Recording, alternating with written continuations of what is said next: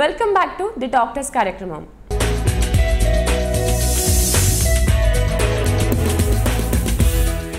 Doctor గారు, ఎటువంటి పరిస్థితుల్లో నిజంగా వాళ్ళకి డయాలసిస్ అవసరం పడుతుంది? సాధారణంగా పరిస్థితుల్లో మనకి శాస్త్రీయంగా చెప్పాలనుకుంటే 4 లేదా 5 కండిషన్స్లో తప్పనిసరిగా మనం డయాలసిస్ చేసిన అవసరం ఉంటుంది. అది ఫ్లూయిడ్ ఓవర్లోడ్, పల్మనరీ ఎడిమా అంటూ ఉంటారు. పల్మనరీ ఎడిమా లేదా ఫ్లూయిడ్ ఓవర్లోడ్. ఈ ఫ్లూయిడ్ ఓవర్లోడ్ అంటే పేరు చెప్పినట్టుగానే శరీరంలో ఉన్నటువంటి నీళ్ళన్నీ కూడా చాలా పెద్ద మొత్తంలో శరీరంలో పేరుకుపోతూ ఉంటాయి. నీరు పళ్ళ మెరుగు అన్నారు కాబట్టి మనం నిల్చుంటే కాళ్ళలో కనపడుతుంది, కొంచెం కడుపులో పేరుకుపోతాయి. శరీరం అంతా మెత్తగా ఉంటుంది కాబట్టి ఎక్కడెక్కడ పేరుపడితే అక్కడ పేరుకుపోతాయి. మెత్తగా ఉన్నటువంటి కళ్ళ చుట్టూ పొరలు ఉంటాయి, మెత్తగా ఫ్యాట్ అంతా ఉంటుంది, మెత్తగా ఉంటుంది. సో కళ్ళు ఉబ్బినట్టుగా అవుతాయి. ప్లస్ కడుపు నిండా చాలా ప్లేస్ ఉంటుంది, కడుపు నిండా నీరు వచ్చినట్టు అవుతుంది. నిల్చుంటాం కాబట్టి కాళ్ళలో పేరుకుపోతుంది. సో ఒళ్ళంతా నీరిపోతుంది, ఆ నీరు పట్టిపోతుంది. అయినప్పటికీ కూడా ఒకనొక సందర్భంలో ఊపిరితిత్తులో నీరు రావడం అనేది చాలా చెడు. ఊపిరితిత్తులు రెండిట్లలో కూడా అటుపక్క ఇటుపక్క నీరు పేరుకుపోవడం దాన్ని పల్మనరీ ఎడిమా అంటూ ఉంటాం. ఈ పల్మనరీ ఎడిమా వచ్చినప్పుడు తప్పనిసరిగా పేషెంట్ ఆయాసపడతాడు, కష్టమైపోతుంది, గుండె కూడా ఆగిపోయే అవకాశం ఉంటుంది. ప్లస్ నీళ్ళని వెంటనే తీసివేయలేకపోతే ప్రాణాపాయ పరిస్థితి ఏర్పడుతుంది. కాబట్టి అటువంటి సందర్భాల్లో మనం డయాలసిస్ చేస్తాం. సో కాబట్టి పల్మనరీ ఎడిమా, ఫ్లూయిడ్ ఓవర్లోడ్ అనబడే ఈ సిచ్యుయేషన్లో మనకు డయాలసిస్ అవసరం అవుతుంది. రెండోది పొటాషియం బాగా పెరిగినప్పుడు. మనం తీసుకునే ఆహారంలో తప్పనిసరిగా అధిక మొత్తంలో పొటాషియం ఉంటుంది. పొటాషియం కూడా మనకి ఉప్పు లాంటి అత్యద్భుతమైనటువంటి సాధనం. ఉప్పు ఎంత అవసరమో మన జీవితంలో మనిషి పొటాషియం కూడా అంతే అవసరం అవుతుంది. అయితే పొటాషియం కూడా ఒక మితి ప్రకారంగా పరిమితికి లోపడి మన రక్తంలో ఉండాలి. అంతకంటే ఎక్కువగా ఉంటే శరీరానికి హాని చేయగలుగుతుంది. అయితే ఇంతకంటే ఎక్కువగా ఉండే పొటాషియం ఒక్కసారిగా గుండె మీద ప్రభావం చూపించి గుండె ఆగిపోయేలా చేస్తుంది. కాబట్టి పొటాషియం కూడా హెచ్చుతగ్గులు చాలా సాధారణంగా కిడ్నీ జబ్బులు ఉన్న వాళ్ళు చూస్తాం. కాబట్టి ఒక రేంజ్లో వాటిని పెట్టుకోవాలనుకుంటే ఒక రేంజ్ కంటే ఎక్కువగా పోతున్నప్పుడు కాస్త ముందుగా డయాలసిస్ చేసుకోవడం చాలా ముఖ్యం. కాబట్టి హైపర్ కలీమియా అంటూ ఉంటారు. అంటే రక్తంలో పొటాషియం అనే పదార్థం చాలా పెద్ద మొత్తంలో పెరిగిపోవడం. ఇటువంటి హైపర్ కలీమియా బాగా ఉన్నప్పుడు అప్పుడు మనం డయాలసిస్ చేసుకోవడం ద్వారా ఆ పొటాషియం పదార్థాన్ని తీసేస్తాం. ముఖ్యంగా పొటాషియం లెవెల్ 3.5 to 4.5 మధ్యలో ఉండాలి.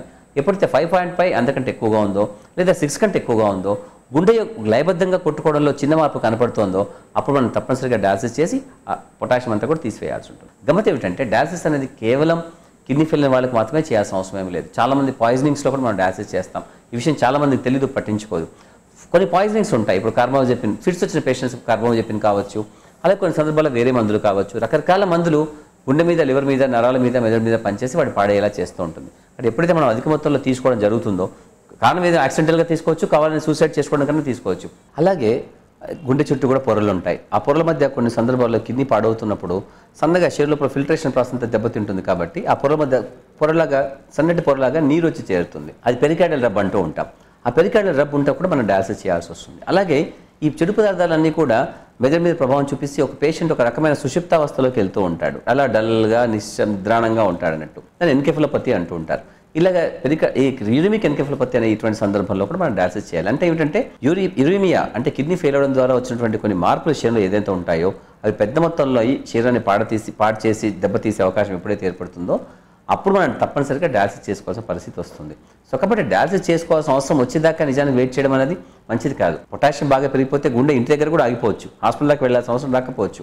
మీరు హాస్పిటల్కి వద్దాం అనుకునేలోగా పల్మనరీ ఎడిమాతో ఊపిరితిత్తుల నిండా కూడా నీరు చేరిపోయి చనిపోయే అవకాశం ఉంటుంది. ఒక సందర్భంలో పేషెంట్కి చెడు బాగా పెరిగిపోయి వాళ్ళ కోమాలోకి వెళ్ళిపోతారు, వాళ్ళ ఫిట్స్ వస్తూ ఉంటాయి.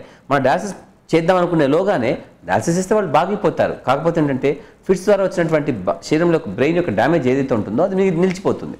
సో కాబట్టి ఇంత పెద్ద మొత్తంలో చెడు బాగా అయ్యేదాకా నిజానికి వెయిట్ చేయాల్సిన అవసరం లేదు.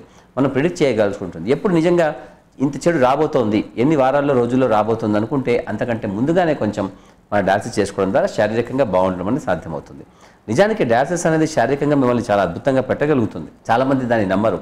ఎందులో నమ్మరు అంటే వాళ్ళకి ఎన్నిసార్లు తీసుకోవాలి, ఎంత తీసుకోవాలి డయాలసిస్ అనేది చాలా వరకు తెలియదు. కేవలం కిడ్నీ ఫెయిల్ అయిన వాళ్ళకే డయాలసిస్ చేస్తారా? డయాలసిస్ అనగానే కిడ్నీ ఫెయిల్ అయి ఉండాలి అని చెప్పి చాలామంది అనుకుంటూ ఉంటారు. కొన్ని సందర్భాల్లో మనము డయాలసిస్ అనే ప్రక్రియని కిడ్నీ ఫెయిల్ అవ్వకుండా కూడా చేయవచ్చు. అయితే కిడ్నీ ఫెయిల్ అవ్వకపోతే మనం డయాలసిస్ చేసుకోవాల్సిన అవసరం ఏముంటుందని అడుగుతారు.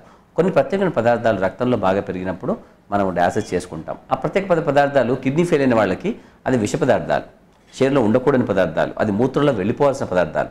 వాటిని తీసేయడానికి ఏదైతే ప్రక్రియ చేస్తున్నామో అలాగే కొన్ని సందర్భాల్లో కొన్ని పదార్థాలు మన శరీరంలో లేకుండా ఉన్నటువంటివి అధిక మొత్తంలో రక్తంలో పేరుకుపోతూ ఉంటాయి. అటువంటి పదార్థాలు విష పదార్థాలు, అవి నిజమైన విష పదార్థాలు. అంటే అర్థమైంది కదా, పాయిజనింగ్ అనే కండిషన్స్లో మనము డయాలసిస్ చేస్తాము. మనం తీసుకునే చాలా వరకు మందులు కావచ్చు, కొన్ని రకాల పదార్థాలు కావచ్చు, శరీరంలో బాగా పెరిగిపోయి శరీరంలో నిండిపోతుంటాయి. యాక్సిడెంటల్గా తీసుకుంటారు, చాలా వరకు సూసైడ్ చేసుకోవడానికి తీసుకుంటారు. చనిపోదాం అనుకున్నటువంటి రకరకాల మందులు అంటే 2-3 వేసుకోవాల్సిన వాడు 40, 50, 100 వేసుకుంటాడు. పాయిజనింగ్స్ అంటారు, బార్బిచరేట్ పాయిజన్. ఫిట్స్ వచ్చిన వాళ్ళు ఫిట్స్ మందులు మింగుతూ ఉంటారు, చాలా వరకు మింగుతారు. కొన్ని టీవీ మందులు చాలా మంది మింగుతారు, కొన్ని యాంటీబయాటిక్స్ మింగుతారు, కొన్ని రకరకాల పారాసెటమాల్ సైతం బాగా మింగేస్తూ ఉంటారు. కొన్ని అలాగే మనకి ఫాస్ఫరస్ పాయిజనింగ్స్ కొన్ని దొరుకుతూ ఉంటాయి. ఈ చెట్ల మందులు, పుట్ల మందులు కొన్ని వేసేస్తుంటారు కదా, పురుగుల మందులు అలాంటివన్నీ కూడా తాగేస్తూ ఉంటారు. ఇటువంటి రక్తంలో బాగా పెరిగిపోయినప్పుడు ఏది రక్తంలో పెరిగిపోయినా ఉండాల్సిన దానికంటే పెద్ద మొత్తంలో ఉన్న శరీరానికి హాని చేస్తుంది కాబట్టి దాన్ని యథేచ్ఛగా సక్రమంగా తీసివేయాలనుకుంటే చేసే పద్ధతి హీమోడయాలసిస్.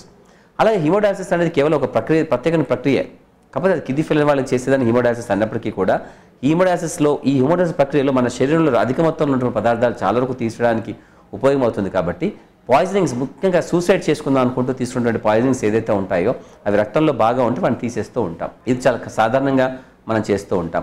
సో కాబట్టి రకరకాల కండిషన్స్ కేవలం కిడ్నీ మాత్రమే కాదు, పాయిజన్స్లో కూడా మనం హీమోడయాలసిస్ చేయొచ్చు. అయితే హీమోడయాలసిస్లో ఒక ప్రత్యేకమైన ఇంకో ప్రక్రియ ఉంటుంది, దాన్ని హీమోపర్ఫ్యూషన్ అంటూ ఉంటాం, లేదా చార్కోల్ హీమోపర్ఫ్యూషన్ అంటూ ఉంటారు. మనం ఇటువంటి ప్రత్యేక మందులన్నీ కూడా ఈ చార్కోల్ అనబడే ఈ పదార్థానికి అతుక్కుపోయి ఉంటుంది, దాన్ని అడ్జార్ప్షన్ అంటూ ఉంటారు. సో అతుక్కుపోయిన తర్వాత మళ్ళీ డయాలసిస్ ద్వారా మనం వెళ్ళి బయటికి వెళ్ళిపోయి మనం తీసేస్తూ ఉంటాం. సో కాబట్టి ఈ చార్కోల్ అనేది లోపలికి వెళ్ళి ఆ చార్కోల్ పదార్థానికి ఈ రక్త ఆర్టిఫిషియల్ కిడ్నీ నుంచి వెళ్తున్నప్పుడు అక్కడ ఉన్న చెడు పదార్థాలు శరీరం లోపల ఏదైతే ఎక్కువ పదార్థాలు ఉన్నాయో అవన్నీ చార్కోల్ మీద ఫిల్టర్ మీదకి వచ్చేసిన తర్వాత అడ్జార్ప్షన్ ప్రక్రియ ద్వారా వాటిని అత్తి పెట్టుకొని బయటికి తీసుకెళ్ళిపోతూ ఉంటుంది అన్నట్టు. సో ఈ విధంగా కూడా మనం పాయిజనింగ్స్లో హీమోడయాలసిస్ని వాడవచ్చు.